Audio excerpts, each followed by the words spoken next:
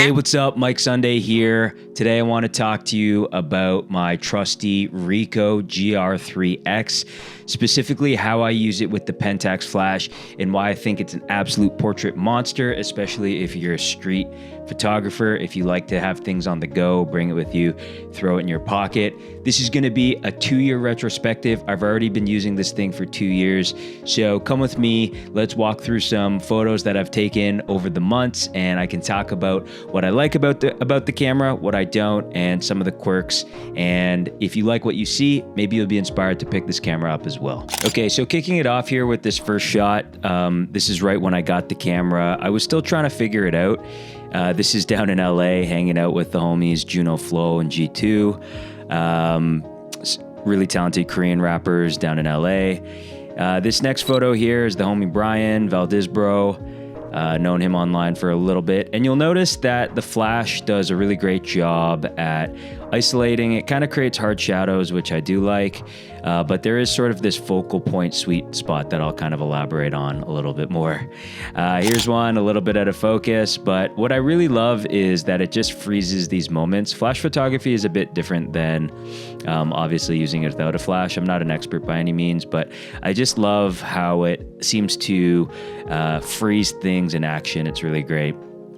Back in Toronto now, you can see just some of the colors that this camera is able to really pick out here, especially with the pinks and the reds. They feel really vivid.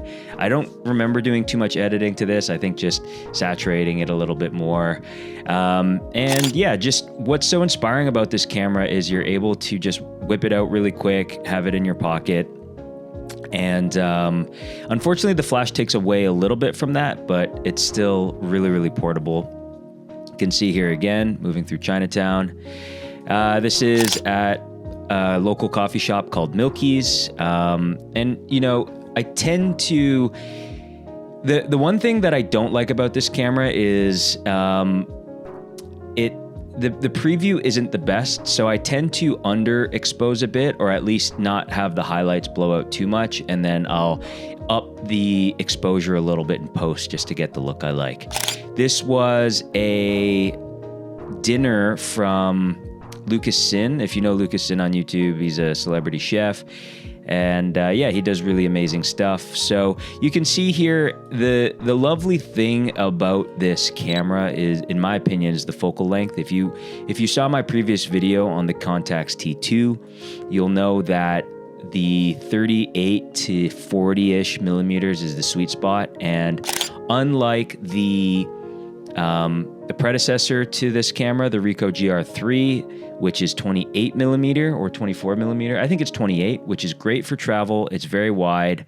People love that camera. This one is perfect for my specific taste. I can shoot portraits. I can shoot street style. I can shoot food, the things that I like to shoot. But it's just a hair in. It's a little bit tighter, and it just suits my eye a little bit more. So just going through this food photos here, they were definitely a little underexposed, I might say, or they didn't look like this in the body, but I had to up the brightness just so I didn't blow out the detail and lose a lot of that. Here's an example of why I think the flash works so great. And actually, my favorite look isn't the flash at night, it's actually a flash during the day. And so what you get is this really sort of isolated, almost editorial look. I kind of think of it almost like as a GQ type look, or like a newspaper or a fashion look.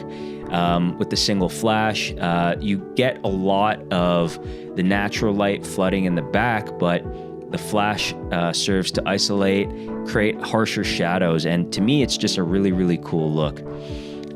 Here you can see what I was talking about before. This is our friend Billy, who had just finished, I think like a 10K or like a half marathon. But just these moments of, I don't know, just the camera has a way of capturing very authentic moments, very real, especially with the flash. It just freezes. Here is my friend Mark. We were having a couple of drinks at a bar in Toronto, which is now shut down, unfortunately. RIP Super Fresh. You can see here Ryan. You might recognize him from some of the previous vlogs. So While it was dark in there, while it does work at night, obviously, flash can illuminate the subjects. In my opinion, it's not the most flattering, and you do have to do a bit of tweaking, expose it a bit up to make it not look so harsh, because the shadows it creates at night are very, very severe. Here was a party. Was this a party? Oh yeah, this was at Average, which is a furniture store here in Toronto, and our friend Brandy works there. If you remember my vlog, Justin and Brandy's wedding, that's who that is. So you can just see how like incognito the camera is. Because it's so small, you can just sort of quickly hold it from the hip, shoot it, and you can actually just quick press. You don't even have to focus, and you can set the snap distance, which I set to about 1 meter, because I like to be close to my subjects, just capture just people in doing what they're doing best, laughing, enjoying themselves. So you can see here, because the flash is quite strong, sometimes it can blow out some of the details. You can see here Adrian's hand, it's a little bit blown out, but I think it still works. And because the raws are, I always shoot in raw, they're so juicy, you can tend to save almost anything except for the most severely blown out parts of a photo here. So here you can see again during the day, just really nice isolation. I find this look very flattering. My friend Charles here. So yeah, it's just a lot of fun, and it crops in at that sweet spot, sort of getting the subject always around 2/3, 3/4 of the frame is really where I like to settle. This was the Bather Community Wines party, which was such a good time. One of the best parties of the summer from a year ago. And especially too, the flash in the day, the way it plays with things like liquid, glass, just really, really fun. And it has sometimes this jarring effect that I really love, because it is unnatural. You're getting the natural light from all around, but then you're also getting this frontwards facing flash that just illuminates everything. It's really great. And what I tend to do is I like to brighten up the background a little bit, just because the forefront is so illuminated that I like to settle the levels a little bit. So bringing the background, exposing that up a little bit, and the foreground down a little bit, just so it's not so contrasty. But here's a really great example, I think, of what I like best about this camera. The cropping I find really interesting here, and it's just highlighting the wine, the hand, and the focal length really gives it, I don't know, this inherent artistic feel. It really makes you compose your photos a little bit more thoughtfully, because you can't get everything in the frame, which I like, and I just think the crop is really cool. So if you're a street monster like me, you don't really shoot in studio. I shoot a lot of people. If you're interested in shooting portraits, I can't recommend this camera enough. I really, really like it. One of the things that I don't like about the camera, and I'll probably talk about this more later, when you're shooting with the flash at night, the preview is not accurate. It doesn't have a compensation, so a lot of the time you're guessing. I'll touch on more of that later. Here's Ryan and Billy laughing. Just really love capturing these spontaneous moments with this thing. And see here, the focus isn't great. It has a bit of that wandering focus, just because I'm always shooting really fast. And like I said, the preview is not always accurate, so I don't always hit a super tack-focused sharpness. But that being said, I think it almost adds to it gives the photo sometimes a very analog feel, which I find really cool. You can see here, probably, here's where the camera falls down a bit, and the 28mm, the Ricoh GRIIX would do a little bit of a better job to capturing the scene. But nonetheless, 40mm is still not super tight. Here's me and Brock. So just a really, really fun day overall. You can kind of go through the photos and see for yourself, just creating these harsh shadows. You can see here, I probably maybe could have stood to up the the background a little bit just so it didn't feel so contrasty between the subjects and the background, but you know, just to edit. Austin and Matt here, which is just two characters, really great.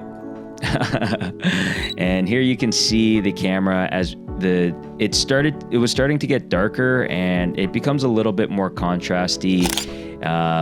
Not something that I'm a huge fan of. Like I said, I don't like using this thing as much at night, but in a pinch, it's really great. Here we go. You can also, the flash to great effect, especially here. I think there was a speaker or something in front. It creates that harsh shadow over Mark's face, the subject on the right-hand side. And yeah, it just creates these like really interesting lighting scenarios that you normally wouldn't encounter without having the flash. I highly recommend, I think for me, I was getting really sick of, one, carrying around my Sony, the bigger DSLR. It's just a pain. It's unfortunately worth a lot more, so you're a little bit more cautious. This one, while not cheap, it's cheaper than my Sony for sure, and I feel like I can just sort of slinging around a little bit more, jam it in my pocket. The flash is a Pentax flash. It's not as mobile as I would like. If I wasn't using the flash, the Ricoh GR itself would sit very, very nicely in any pocket, but with the Pentax, oftentimes I have to take it off. Mind you, it's not hard to just throw it together or just hold it on your wrist. Here you can see another slightly out of focus shot, but I think it kind of adds to the charm. There's my homie Jalil there. So you can see at night, it's probably too much contrast for my liking, especially with the dark background, but I think it really does a great job of illuminating the subjects, and just, it's so fun shooting with this thing. It's never too invasive, I think, especially if you're in like a party scenario like this, or you're just having fun, but people are always surprised with the results. I think this thing punches way above its weight. Especially when it comes to, it has enough megapixels where you could blow this up. You could blow these photos up to a much bigger size than you would think, because the footprint is so small, and it's just very, very powerful. It has a lot of value, a ton of power for what this camera offers at this size. Here we were at an Arc'teryx event. You can kind of see us chilling outside. Our friends had come into town actually for a bachelor party, which was super cool. And here, once again, just on the street, pulling this thing out, people hanging out. I tend to shoot a lot of these photos for Instagram stories. I think, shooting portrait just is a natural phenomenon for me. Whether it's because of social media or not, but yeah, I think this is really great. I've become really comfortable with this distance, and I've kind of locked it in. It took me a while to understand that I needed to be a little bit closer probably than I was used to with other lenses, but I love that the thing doesn't protrude too much and you can just sort of snap it and go. Here was Anime North last year, so some really, really hilarious photos, some incredible cosplays, and you can just see that it creates this look to the photos that you wouldn't be able to achieve otherwise. And it was so hot this day. A lot of people were over encumbered because of their costumes. I had a bag myself, and it would have been even worse if I was bringing around my big Sony camera. It's not something that I like lugging around that much anymore. So yeah, to be able to just have this thing on hand, always at the wrist, ready to fire, because when you're in an event like this, you only see these people maybe once. So it was great to stop, ask these people for photos, get a great portrait, and yeah, just be able to have these frozen awesome moments.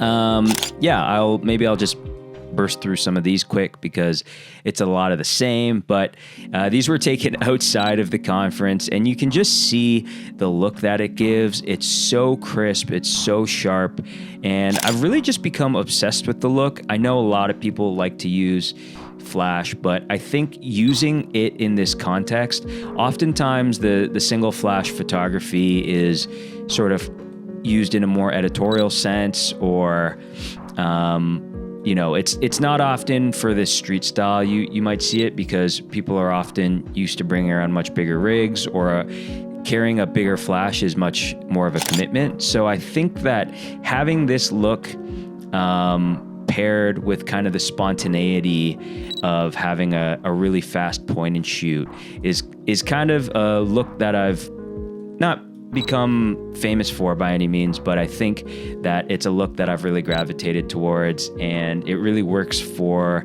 the type of content that I want to capture.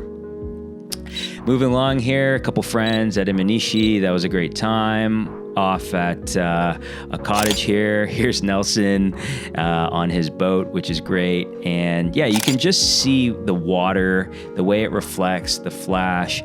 It's just able to capture so much detail. I tend to shoot at a pretty high f-stop. So I'm talking like f11 and plus, just so I can get as much detail as I can, especially during the day. In the back, there I am chilling on a boat. There's Rachel with Nelson.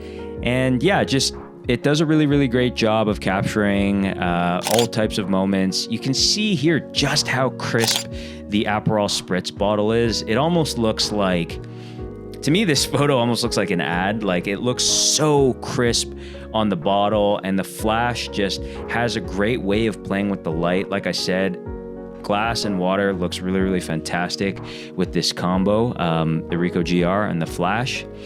And we'll just sort of cruise along here. Here are some steaks that we were cooking for dinner over the barbecue, looking great, making me hungry.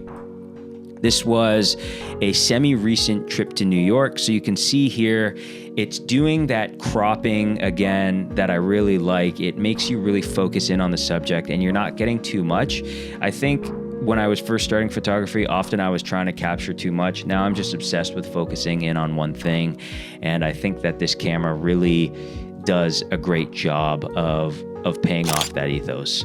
The one thing that I find very annoying that I mentioned before is in using a flash, you oftentimes have to expose way under because I'm not using the auto settings on the flash, which actually makes the preview very hard to read. Oftentimes, if you're in a darker situation, the screen will be black, which is tough. It also makes the snap focus where you just press even more important, because you won't be able to use the autofocus or the half press. And that's why using this camera takes a while to get used to, finding that sweet spot, because it took me a little bit to figure that out. So that was one thing that I found very frustrating with this camera.